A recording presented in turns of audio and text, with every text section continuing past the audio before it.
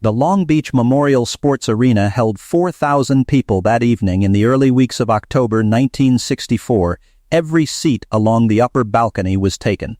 The floor level was standing room. The air inside carried the smell of canvas and pine rosin and the particular warmth of a crowd that had been waiting in close quarters for 3 hours. It was the International Karate Championship, one of the largest gatherings of combat athletes ever assembled on American soil to that point, and the program was running 11 minutes behind schedule because the previous demonstration had gone long. A tournament official with a clipboard and a plaid sport coat was moving through the aisle behind the judges' table, speaking quietly to a man in a gray warm-up jacket. The man with the clipboard had a specific problem and he was attempting to solve it with the minimum amount of disruption. 48 rows back, in the third section from the left, a young man in a pale blue shirt and dark trousers sat with his arms crossed and his program folded flat across one knee. He was 23 years old and weighed 128 pounds. His hair was combed back without product. He was wearing plain leather shoes, not athletic footwear. To the people in the seats on either side of him, he looked like a student who had come to watch his classmates compete. Nobody had offered him a press credential. Nobody had saved him a seat near the floor. He had purchased a ticket at the window the same as everyone else, and he had walked to his row and sat down, and he had not introduced himself to anyone. His name was Bruce Lee. In 11 minutes, the man in the gray warm-up jacket would step onto that competition floor and take a microphone he had not been offered, and he would say 4 words in the direction of the third section from the left that would change the temperature of the entire building. In 11 minutes, he would say those 4 words and 4,000 people would laugh. What happened in the 47 seconds that followed, 47 seconds that a dozen credentialed witnesses would spend the next 4 decades trying to describe accurately, is the reason you are watching this video tonight. Stay until the end. The sentence Bruce Lee spoke from 1 inch away from the man's left ear, a sentence no microphone captured, has only been confirmed by a single source. That source did not come forward for 22 years. The man with the clipboard was named Hal Buckner. He had been organizing competitive martial arts events since 1958, and he had a practiced instinct for potential embarrassments. The specific embarrassment he was managing on that October evening had a name. His name was Captain Yuri Petrov. Petrov was 31 years old. He stood 6 feet and 2 inches and weighed 211 pounds, which was lean for a man of his frame, but entirely consistent with someone who had spent 9 years training 6 days a week under the Soviet National Judo Program. He had represented his country at the 1960 Rome Olympics in the open category, which at that time was the only judo category Olympic competition recognized. He had not medaled, but he had placed, and he had spent the 4 years since that result refining the specific elements of his groundwork that had failed him in Rome. By the fall of 1964, he had a record in international competition of 29 wins, 4 draws, and 3 losses, all 3 of which had come against men who outweighed him by more than 40 pounds. He was the current captain of his national team. He had been brought to Long Beach as a goodwill ambassador of a kind, a gesture toward the idea that the martial arts could serve as a bridge between governments that were not otherwise finding much common ground. Petrov was genuinely skilled. That is the first thing every witness from that evening will confirm if you ask them. Ed Parker, who had organized the event and who knew more about cataloging human fighting ability than perhaps any other man in the United States at that time, said in an interview 11 years later that Petrov's movement quality was among the best he had seen in a practitioner of any system. His grip work was invisible. His reading of weight transfer was, in Parker's exact word, surgical. He was not a man who had been handed credentials. He had earned them 1 bout at a time across 6 countries.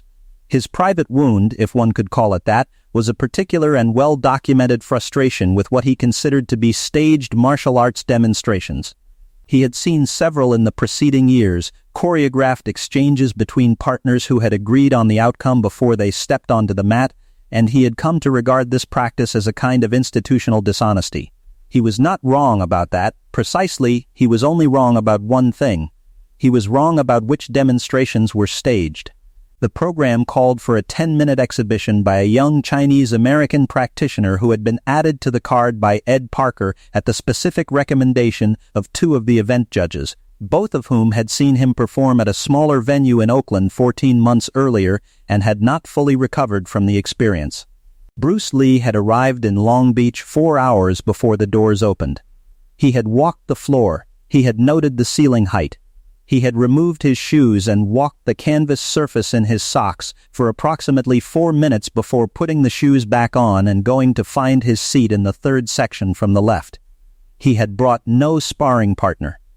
He had brought no assistant. He had brought a small canvas bag containing a change of shirt and a copy of a book on Western boxing theory he had been annotating for 7 months. He had not told anyone he was there. The demonstration he had prepared was not a kata. It was not a sequence of pre-arranged techniques shown at reduced speed for clarity.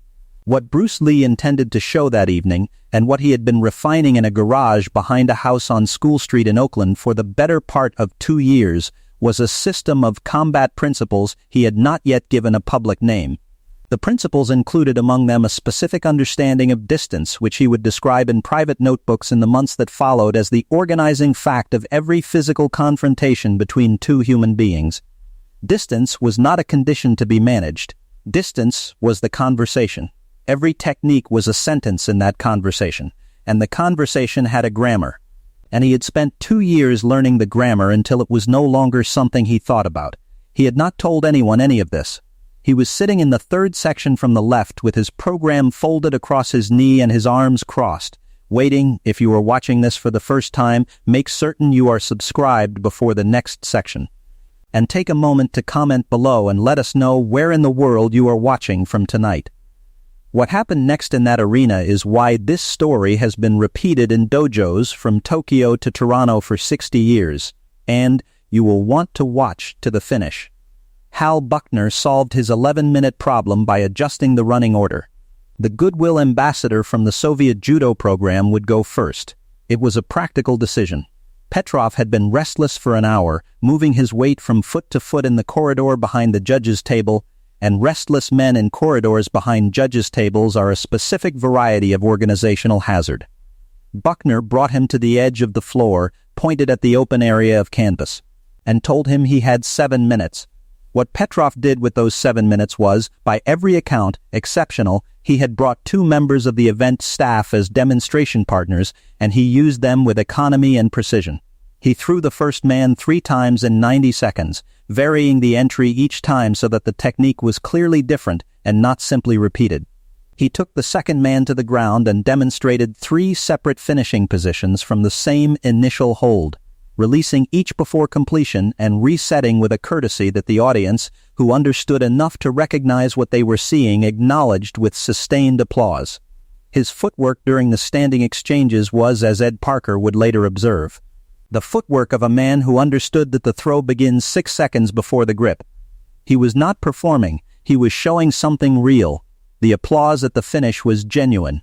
And then he did not step off the canvas. He took the microphone from the stand at the edge of the floor and he held it loosely in his left hand. And he turned to face the seated audience, and he spoke in English that was precise and slightly formal, the English of a man who had learned it from books and from a specific teacher rather than from immersion, and he said that what the crowd had watched that evening from several of the other practitioners on the program was a kind of theater, and that theater and fighting were not the same activity, and that the specific difference between them was the presence or absence of a partner who had agreed in advance to fall down. He did not name anyone, he did not need to.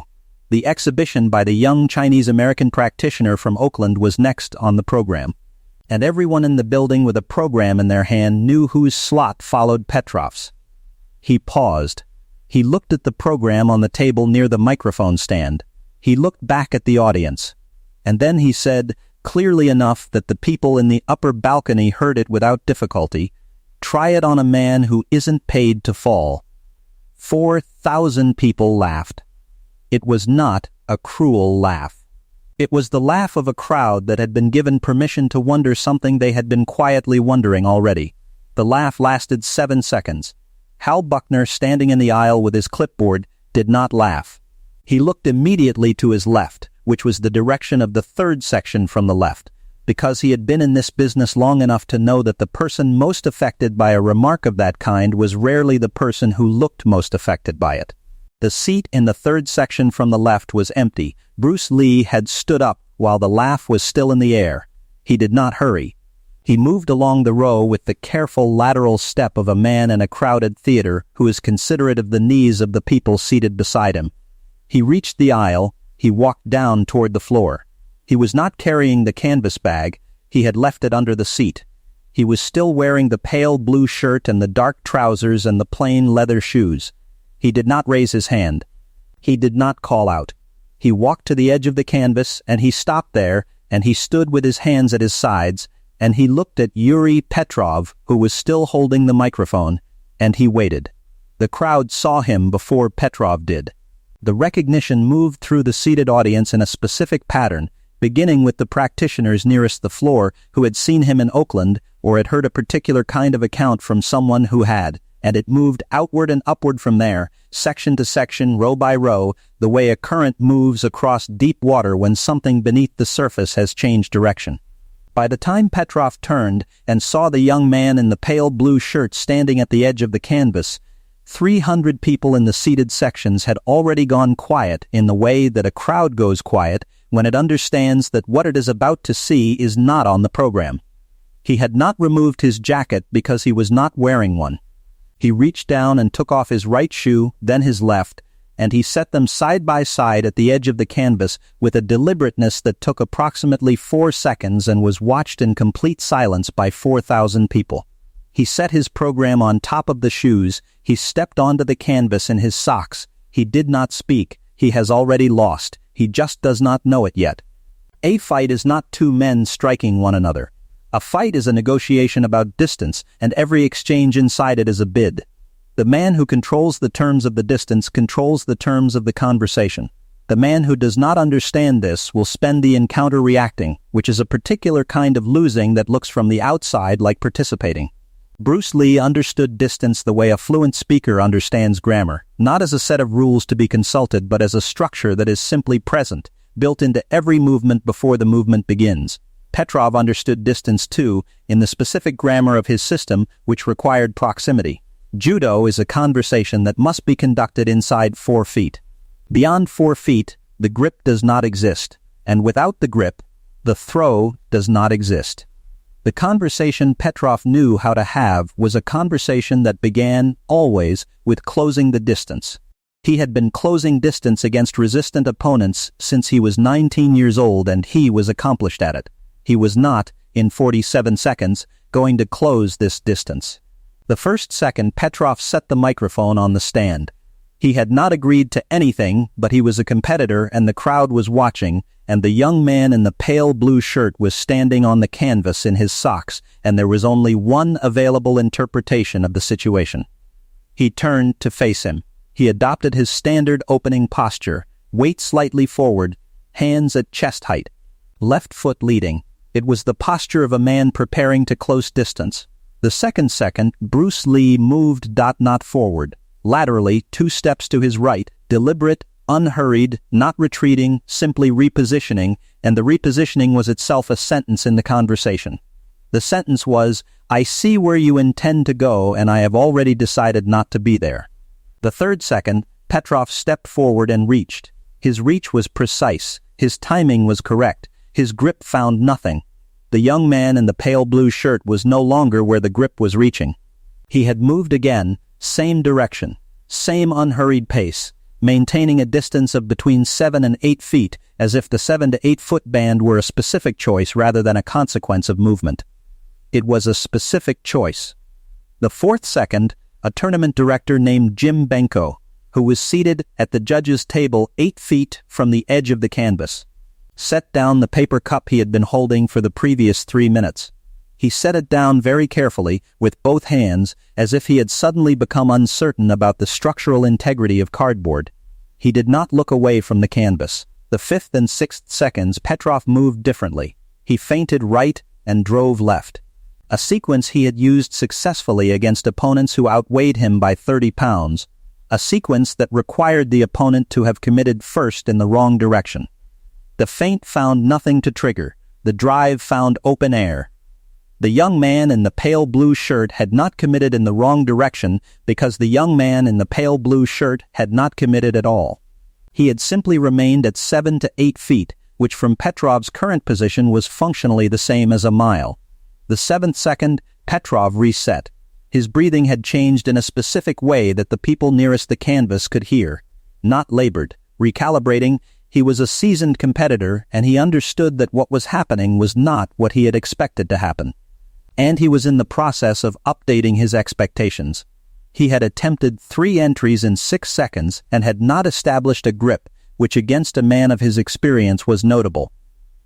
He looked at the young man across the canvas the way a very good chess player looks at a board position he has not seen before. The 8th second, Bruce Lee stopped moving. He stood still at 7 feet and he looked at Petrov, and his hands came up slightly from his sides, not raised, not aggressive, palms at a 45-degree angle to the floor, and the crowd, which had been in a kind of held breath for 8 seconds, went to a different quality of silence altogether. A boom operator working the event's video documentation. A man named Gary Felt, who had been doing this work for 11 years, stopped the handheld unit he was operating in mid-arc and held it in place without lowering it. He did not make a conscious decision to stop. He simply stopped. Petrov read the stillness correctly. He moved. He committed. He drove forward with the full acceleration of a 211-pound Olympic-trained athlete who had thrown men of considerable resistance and skill for 9 years, and his timing was not wrong, and his entry angle was not wrong, and the technique he had selected for a final attempt was not wrong. The young man in the pale blue shirt slipped it.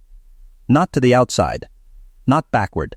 He slipped it to the inside the committed drive, close enough that Petrov's shoulder passed within 6 inches of his chest, and from that position, from that specific location inside the failed attempt, his right hand moved once, a single short arc at the level of Petrov's temple, and he stopped it. He stopped it 1 inch short. The hand was open. The arc was complete. The distance between the open palm and the side of Petrov's head was approximately 1 inch, which at the velocity of the movement and from the geometric position it had been launched, meant that the completion of the arc would have been the end of the conversation. Every person in that arena who had the specific knowledge to understand what they had just seen understood this simultaneously. Yuri Petrov, with his face pointed at the canvas and his weight past the point of recovery, understood it before any of them. Bruce Lee lowered his hand. He stepped back. He created the distance again, except this time the distance was a courtesy rather than a tactic. Petrov found his balance. He straightened. His warm-up jacket had twisted, and he adjusted it with one hand. He looked at the young man in the pale blue shirt for a moment that lasted, by Gary Felt's later estimate, approximately 5 seconds. Bruce Lee extended his right hand. Petrov took it. They shook hands once, a single firm motion, and Bruce Lee leaned forward slightly and said something. He said it quietly, at a volume intended for one set of ears, and no microphone captured it. And the crowd was not close enough to hear it, and the 22 years between that evening and the first time anyone repeated the words publicly is perhaps the longest a sentence of that consequence has ever remained private. Jim Benko, who had set down his paper cup 8 seconds into the exchange and had not picked it up again, was standing when Petrov gave his answer. Petrov's answer was not words. It was a single nod, slow and deliberate. The nod of a man who has been shown something he had not previously believed existed, and who has the character to acknowledge it without requiring additional evidence. The crowd, which had not made a sound since the 8th second of the exchange, began to make sound. It was not applause immediately. It was something that preceded applause, a kind of collective exhale, a sound that had no competitive category and no conventional name, but that every person in the building made at approximately the same moment. The applause arrived 5 seconds after that, and it was the sustained building variety that begins in the front sections and works backward rather than the polite variety that begins everywhere at once. Yuri Petrov looked at the crowd, and then he looked at his own hands, and then he looked at the young man in the pale blue shirt who was walking back toward the edge of the canvas to retrieve his shoes. He had come to a fork in the road. It was a visible fork, the kind that shows on a man's face when his interior accounting is in the process of revision. He could choose the careful explanation, the canvas surface, the lighting, the fact that the format had been informal and without agreed rules. These explanations were available. They were even partially true. He chose the other road. He picked up the microphone from the stand where he had left it, and he spoke one sentence to the 4,000 people still in their seats. And the sentence he spoke was, "I misidentified what I was looking at." That was the sentence. He set the microphone back on the stand, and he stepped off the canvas, and he walked to the corridor behind the judge's table, and he did not stop walking until he reached the water fountain at the end of the corridor, and he stood there for approximately 4 minutes with both hands on the wall. The tournament director Jim Benko told 2 people about the 47 seconds that same evening, both of them judges of sufficient seniority that their understanding of what had occurred was not in question. He told 3 more people over the following month. The specific account he gave in each of those 5 conversations was consistent in its details, which is unusual for eyewitness testimony and which Benko himself attributed to the clarity of the event in his memory, a clarity he described in a written account composed in 1986 as the particular sharpness that attaches to moments that do not resemble anything else in a person's experience. A stunt coordinator named Dennis Yen, who had been seated in the second row of the floor section and who went on to work on 11 major motion pictures in the following decade, told his account to a journalism student named Robert Haas in 1971, and Haas included a version of it in an unpublished thesis on martial arts culture in California that circulated in photocopy among a small number of practitioners throughout the 1970s. By 1978, the account existed in at least 4 distinct versions, each accurate in its broad structure and each carrying 1 or 2 details that had been added or subtracted in the passage from one teller to the next. This is how oral history moves. It does not travel intact. It travels in the direction of what each successive teller found most significant, which is itself a form of information about what the story means. The version that carries Petrov's microphone sentence, the one where he says "I misidentified what I was looking at," is the version from Benko's 1986 written account. It is the only written account that places Benko close enough to the canvas to have heard the microphone clearly, and it is consistent with what Gary felt. The boom operator reported in a 1995 interview with a martial arts historian who was not at that point aware of Benko's account. The convergence of 2 independent sources on the same specific sentence 22 years after the event is the closest thing available to verification.